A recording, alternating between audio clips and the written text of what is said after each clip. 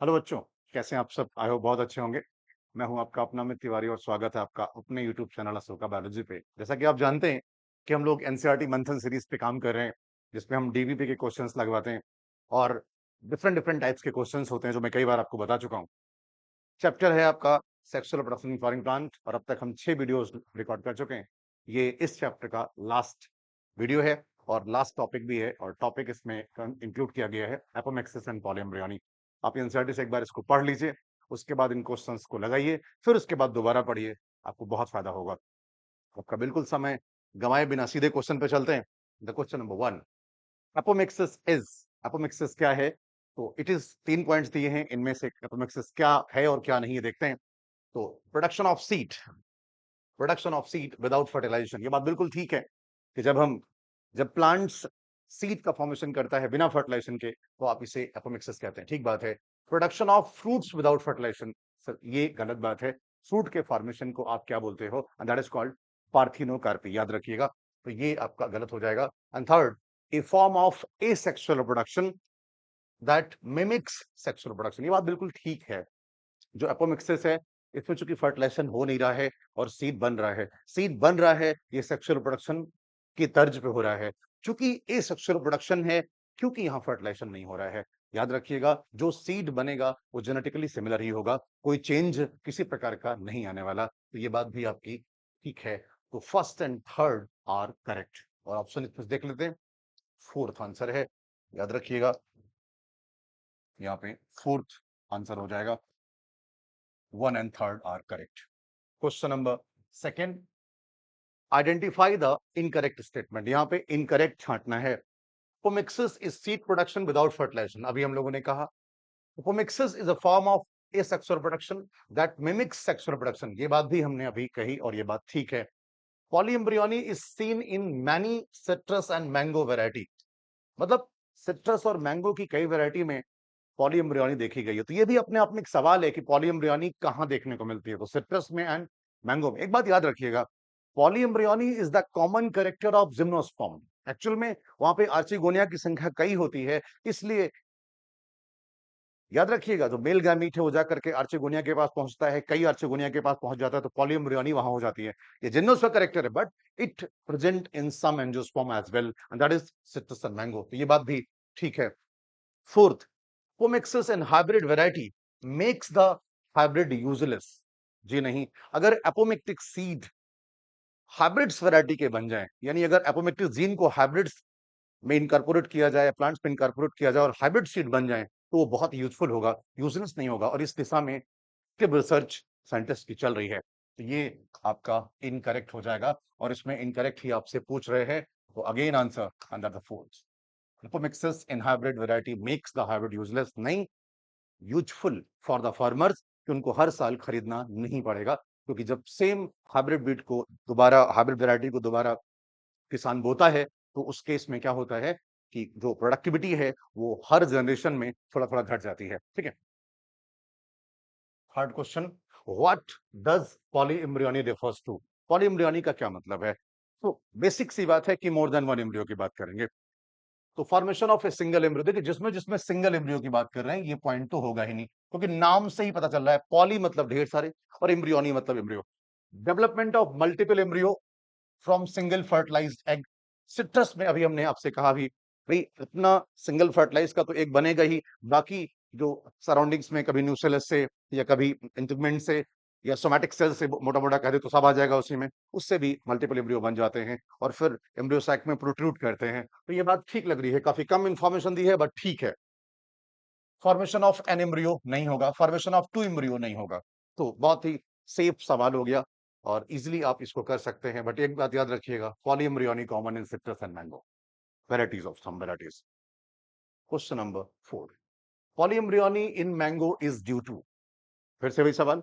तो आपको इतना तो याद हो जाएगा इस डीपीपी सोल्यूशन से, डीपीपी के वीडियो देखने से, कि पॉलीएम्ब्रियोनी कहां होती है? तो मैंगो में होती है। तो फिलहाल the formation of multiple zygote नहीं। और पढ़ते हैं, development of additional embryo from the integument. देखिए ठीक है, ये बात सही लग रही है कि एडिशनल एम्ब्रियो इंटीग्मेंट से बन जाते हैं, बट और भी ऑप्शन चेक करते हैं कि कोई और ऑप्शन है। The development of embryos from the somatic cells of the ovule, ये ज्यादा अच्छा लिखा हुआ है। ये ज्यादा अच्छा है। क्यों? ओब्यूल के इंटेगमेंट से ही बन जाता है, ओब्यूल के न्यूसेलस से ही बन जाता है, तो it quite better option than the second. तो ये आंसर ज्यादा अच्छा है, बट और भी पढ़ेंगे। Fertilisation of multiple ovule with the same ovary, नहीं ये आंसर नहीं है आपका। यहां पे आंसर क्या होगा? Development of embryos from the somatic cells of the ovule. That's अच्छा पॉइंट है ये, याद रखिएगा। आंसर क्या हो गया? Third. Question number 5, nucellar polyembryony is a type of apomixis. बिल्कुल सही बात है, तभी तो हमने फोर्थ में फर्टिलाइजेशन की बात नहीं करी, फोर्थ वाले क्वेश्चंस में। अब हम फिर से दोबारा 5 पे आ रहे हैं। Nucellar polyembryony is a type of apomixis, ये बात ठीक है, ये एक प्रकार की एपोमेक्सिस ही है, क्योंकि इस प्लांट्स में न्यूसेलर पॉलीएम्ब्रियोनी में जो सिंगल एम्ब्रियो बन रहा है वो तो नॉर्मली बनेगा ही बनेगा, लेकिन और जो एडिशनल बन रहे हैं वो एपोमेक्सिस से बन रहे हैं। ये इंपॉर्टेंट पॉइंट है। Producers embryo that are genetically identical to parents, genetically जो भी एम्ब्रियोज बन रहे हैं एक्सेप्ट नॉर्मल वाला, वो सब जेनेटिकली आइडेंटिकल होंगे। व्हाई? क्योंकि ये ए टाइप ऑफ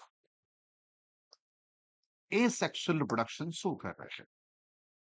ये दिखाते हैं कि हम सेक्सुअल है लेकिन है नहीं, तो ये दोनों बातें सही हैं। Both first and second are correct. क्यों भाई? यही होगा। नेक्स्ट क्वेश्चन पे चलते हैं। The question number 6, consider the given two statements, hybrid variety of several of our food. जो हाइब्रिड वैरायटी है, हमारे भोजन की कई जो वैरायटीज हैं, जैसे कि vegetables crops being extensively cultivated. Hybrid variety जो आजकल फूड में काफी इस्तेमाल करी जा रही है, वो काफी हद तक कल्टीवेट करी जा रही है। वजह क्या है? अच्छा खासा प्रोडक्शन है, प्रोडक्टिविटी जरूरत है भी जरूरत, तो ये कहीं ना कहीं स्टेटमेंट हमारा सही है कि कुल मिला के अगर इसको सिंपल वर्ड में बोले तो हाइब्रिड सीड किसान खूब यूज कर रहा है to just enhance the productivity of the crop. Hybrid seed have to be produced every year. यही हाइब्रिड सीड का ड्रॉबैक है, क्योंकि ये कॉस्टली है और हर साल इसको प्रोड्यूस करना पड़ता है, हर साल किसान को खरीदना पड़ता है। सेम जो पिछले साल यूज किया, जो फसल बनी उसको नहीं बो सकते, प्रोडक्टिविटी घट जाएगी। तो यस, इसे हर साल प्रोड्यूस करना पड़ता है, साइंटिस्ट को हर साल प्रोड्यूस करना पड़ता है, तो किसान को हर साल खरीदना पड़ता है, तो महंगा पड़ता है। तो ये बात सही है, बट एक दूसरे से का कोई रिलेशन आपस में नहीं है। तो कह रहे हैं एसर्शन रीजन दोनों ट्रू है, लेकिन एक्सप्लेन नहीं कर रहा, कोई रिलेशन ही नहीं आपस में, कोई बिकॉज और सिंस नहीं लग रहा। तो आंसर क्या हो जाएगा? फर्स्ट, यानी कि ए, यानी कि ये पहला वाला। पढ़ लीजिएगा किसमें क्या दिया हुआ है। क्वेश्चन नंबर 7, अभी हम जो बात कर रहे थे एसर्शन रीजन, दोबारा, active research is going on many laboratory around the world to understand the genetics of the apomixis and to transfer apomictic gene into hybrid variety. ये आजकल रिसर्च चल रही है कि जो एपोमिक्टिक जीन है उसको अगर हाइब्रिड वैरायटी में इंट्रोड्यूस कर दिया जाए तो क्या होगा। अगली बार जो हाइब्रिड वैरायटी को जब हम किसान बोएगा तो जो सीड बनेगा वो चूंकि एसेक्सुअल प्रोडक्शन के थ्रू बन जाएगा, सीड बन जाएगा, जो जरूरत है वो पूरी हो जाएगी। लेकिन चूंकि एपोमिक्टिक जीन रहेगा तो फर्टिलाइजेशन के बिना बनेगा, फर्टिलाइजेशन के बिना बनेगा तो किसी प्रकार कोई सेग्रीगेशन की बात नहीं आएगी, कोई जेनेटिकल चेंजेस की बात नहीं आएगी, इनब्रीडिंग डिप्रेशन नहीं होगा, तो कहीं ना कहीं जो प्रोडक्टिविटी घटती है वो नहीं घटेगी। तो फिलहाल आप समझ गए होंगे कि ये बहुत अच्छी रिसर्च चल रही है, अगर ऐसा हो जाए तो किसान के लिए बहुत फायदे की बात है। Hybrid crop variety do not reproduce sexually, ऐसा नहीं है सर। हाइब्रिड सीड अगर एपोमिक्टिक जीन आ जाएगा और उसको बोया जाएगा तो फिर वो सेक्सुअली नहीं करेगा, तो अच्छा होगा। अभी फिलहाल हाइब्रिड वैरायटी प्रोड्यूस एसेक्सुअली ही कर रहा है, सॉरी सेक्सुअली ही कर रहा है, जबकि यहां पे कह रहा है डू नॉट। इरादा है कि एसेक्सुअली करे, बट कर क्या रहा है? सेक्सुअली, इसीलिए प्रोडक्टिविटी घट जाती है। लॉजिक बड़ा अच्छा है, तो एसोसन सही है और रीजन गलत है, और ऐसा ऑप्शन आपके पास तीसरा है। प्यारा सवाल है ये। अक्सर चूंकि एक्टिव रिसर्च दिमाग में चलता है इसलिए हम इसको सही कर सकते थे, सही नहीं करना है क्योंकि ये गलत। Question number 8, seed formation without fertilisation in the flowering plant. ये प्रीवियस ईयर का सवाल है 2016 का, कि सीड फॉर्मेशन हो रहा है बिना फर्टिलाइजेशन के हो रहा है फ्लोरिंग प्लांट्स में, प्रोसेस का नाम सर एपोमेक्सिस। आसान सा सवाल, एपोमेक्सिस।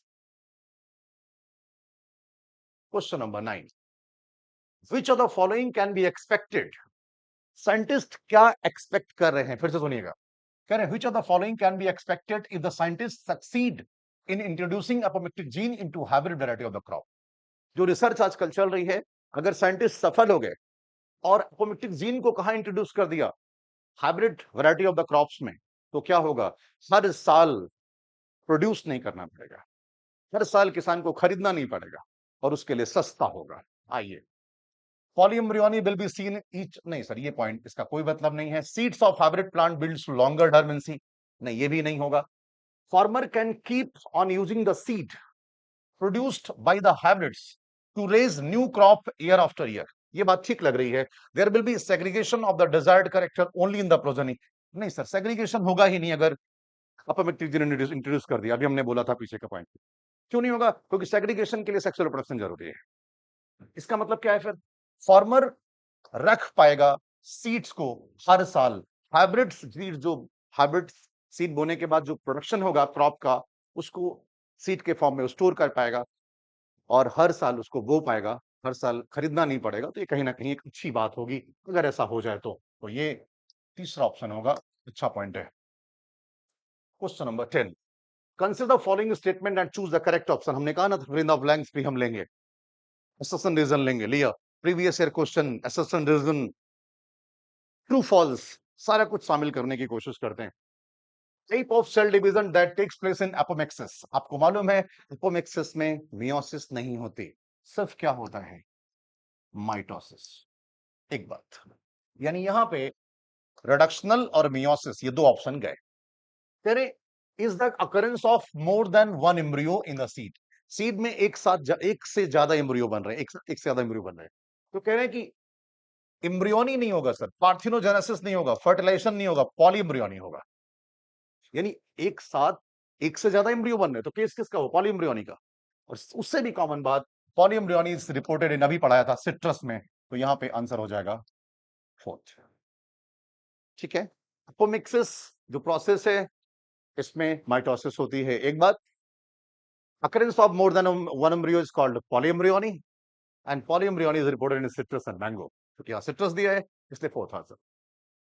क्वेश्चन नंबर 11 जिसमें ट्रू फॉल्स हम करते हैं, जी हाँ, in most of the flowering plant haploid egg cell is develop into embryo without fertilization, जी नहीं सर, हैप्लॉइड एग सेल नहीं है, diploid egg cell,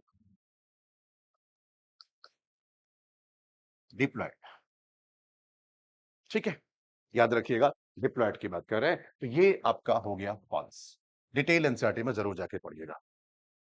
point number 12, in many citrus and mango varieties, some of the nuclear cell surrounding the embryo sac start dividing, protrude into the embryo sac and develop into embryos। मैंने पहले भी कहा था nuclear cell divide करके ढेर सारे embryo बनाती है और वो एम्ब्रियो सैक में धसेगा जहां पे एक एम्ब्रियो है फर्टिलाइज वाला जो मेनली बना था सेक्सुअल प्रोडक्शन से, ध्यान रखिएगा। तो ये भी आपका ट्रू है। और 13 number point, if the seed collected from hybrids are shown, अगर जो हाइब्रिड सीड कलेक्ट किए गए उनको बोया जाएगा, the plant in the progeny will segregate and do not maintain hybrid character। बिल्कुल सही बात है, प्लांट सेग्रीगेट करेगा और हाइब्रिड कैरेक्टर को मेंटेन नहीं कर पाएगा, और हर जनरेशन पे जो हाइब्रिड कैरेक्टर है वो ईच जनरेशन पे, फर्स्ट पे कुछ, सेकंड पे कुछ, थर्ड पे कुछ, ये हर बार घटता चला जाता है। ठीक है, तो ये एक अच्छा पॉइंट है, एंड आंसर इज क्या होगा, एंड दैट इज ट्रू, ये बात ठीक है। Finally we have completed the chapter, we had completed the all the topics. Please इन वीडियोस को अच्छे से देखिए, इनका फायदा उठाइए। नेक्स्ट चैप्टर में मिलते हैं बहुत जल्द। अगर इन वीडियोस को आप अच्छे से देख चुके हो, इनके पीडीएफ आप चाहते हैं कि दोबारा खुद से प्रैक्टिस कर सकें, तो हमारा अशोका बायोलॉजी का चैनल सब्सक्राइब आपने कर ही रखा है जहां देख रहे हैं। Apart from this Ashoka biology का चैनल आप टेलीग्राम चैनल पे भी सब्सक्राइब कर सकते हैं, उसका जो लिंक है वो वीडियो में डिस्क्रिप्शन में मिल जाएगा, कमेंट में मिल जाएगा। अपार्ट फ्रॉम दैट अगर आप चाहें तो इसका अगर फ्री ऑफ कॉस्ट कोई टेस्ट देना चाहें, इस टॉपिक के टेस्ट देना चाहें, तो अशोका बायोलॉजी का एप्लीकेशन भी डाउनलोड कर सकते हैं, जो को आपको गूगल प्ले स्टोर पे फ्री ऑफ कॉस्ट मिल जाएगा।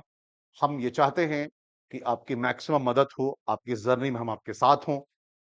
जो भी मदद मैं कर पाऊंगा उसके लिए थैंक यू।